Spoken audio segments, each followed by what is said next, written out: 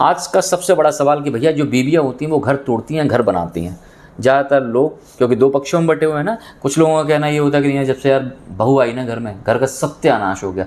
और वहीं कुछ एक ऐसा वर्ग है जो ये कहता है कि भाई साहब जब से बहू आई ना हमारा घर जन्नत बन गया, स्वर्ग बन गया। तो हकीकत क्या है कि बहुओं के आने के बाद से एक्चुअल में घर टूट जाता है या बहुएं घर बनाती भी हैं? चलो इसी से रिलेटेड सुनाता हूँ तुम्हें एक छोटी सी कहानी।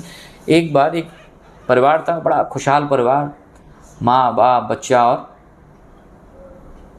तो बच्चे की हो जाती है भैया शादी। अब घर में आती है नई नवेली दुल्हन। तो स्टार्टिंग के दिनों में क्योंकि जो सास ससुर होते हैं वो भी ना बहू को बड़ा लाड़ प्यार करते हैं और बहू भी बड़ा अच्छे से रहती है, क्योंकि नए माहौल में एडजस्ट होने में थोड़ा सा वक्त लगता है। 1 साल तक तो सब बढ़िया चलता रहता है, क्योंकि कहा सुनी नहीं होती ना, अगर कुछ बातें अंदर भी हैं तो वो दबा ली जाती हैं। 1 साल के बाद छोटी छोटी बातों पे ना आर्ग्यूमेंट होना शुरू हो जाता है। तो भैया भाई साहब, जो नाम था इनका राहुल, ये जब भी घर पे वापस आए तो डेली का उन्हें उनके कान में कलेश सुनाई पड़ता था। माँ उसको अपनी तरफ खींचती थी कि बहू ने आज ये हरकत करी है, मुझसे ऐसा बोल दिया। माँ को ये लगता था कि भैया जो बहू है जो वो हमारी बिल्कुल इज्जत नहीं करती है ना। और जो बीवी थी पूजा, वो पति खींच ले बार बार, कह रहे आज तुम्हारी माँ ने ये किया, और फिर बोल देती थी कि मुझे तो यार इस घर में कोई समझना ही नहीं चाहता। अब इस किच पिच के चक्कर में डेली इतना रायता फैल जाता था कि बंदा जब थका आ रहा ऑफिस से वापस आता था तो वो इस कलेश में फंसा होता था कि बहनचोद आज क्या ही ड्रामा होने वाला है। तो एक दिन जब घर में लड़ाई का माहौल बहुत ज़्यादा बढ़ गया तो गुस्से में राहुल ने बोल दिया कि मैडम जब से तुम घर में आई हो ना घर में कलेश शुरू हो गया है। तो भैया पूजा की आत्मा को, ईगो को हर्ट हो गया। उसने दूसरे दिन ही अपना बैग उठाया और अपने मायके चली गई।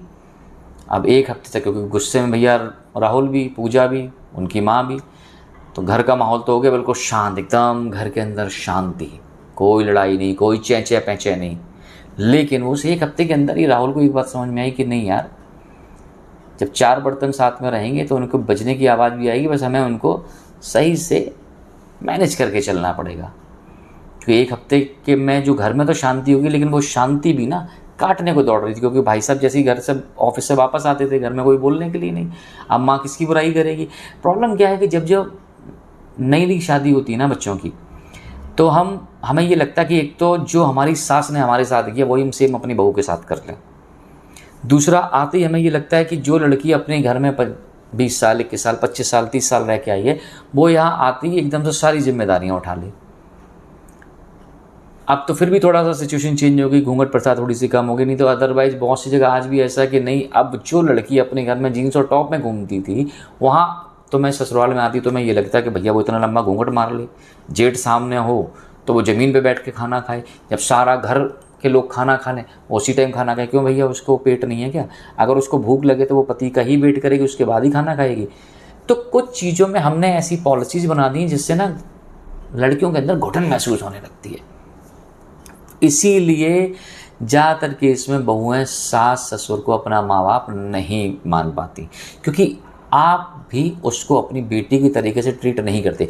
क्या आप अपनी बेटी से ये कहोगे कि एक काम कर, जब तक तेरा पति खाना ना खाए तू भी मत खाइयो?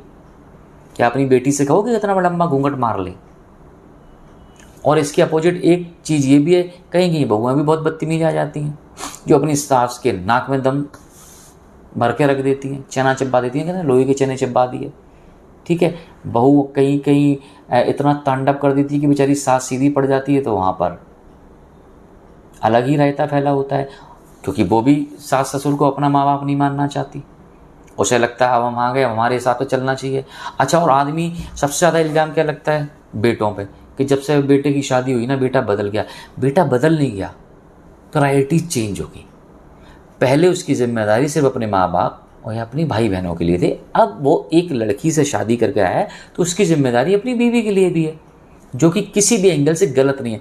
बट ज़्यादातर केसों में आप जॉइंट फैमिली में देखो ये कलेश होता कि नहीं, माँ कहती है बेटा मेरी पसंद का खाना खाएगा और बीवी कहती है मेरे पसंद का खाएगा।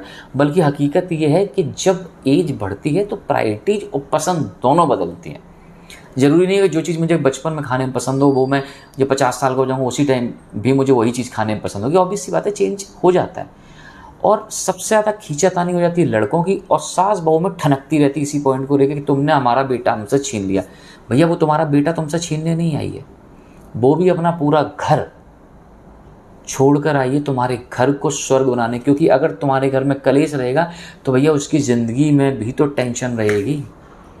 और इस बात को कोई समझना नहीं चाहता। रिलेशन में सबसे जो बड़ी भसड़ें होती हैं जिसकी वजह से रिलेशन टूटते हैं वो हैं ईगो एंड गलतफहमी, मिसअंडरस्टैंडिंग।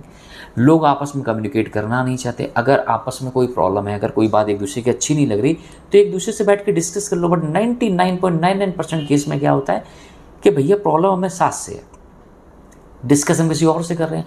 प्रॉब्लम हमें बहू से है, डिस्कस हम किसी और से कर रहे हैं। भैया जिससे प्रॉब्लम है सॉल्यूशन उसी के पास मिलेगा, या तीसरा बंदा तुम्हें सॉल्यूशन देगा? तीसरे बंदे का एक ही काम है कि तुम्हारे घर में चिंगारी लगा के आग लगा दे, और तुम तीसरे बंदे को ये मौका देते हो कि तुम्हारे घर में कोई भी तीसरा बंदा आके आग लगा के चला जाए और तुम फिर उस आग में अपने पूरे खानदान को सुहा होते हुए देखो। तो सबसे पहले जब तक तुम तीसरे बंदे की इन्वॉल्वमेंट को नहीं रोकोगे, जब तक आपस की बातें तीसरे बंदे से करना बंद नहीं करोगे, तब तक घरों में स्वर्ग और नरक यहीं दिखाई पड़ेगा, और नरक ही बनेगा, स्वर्ग तो बनने से रहा।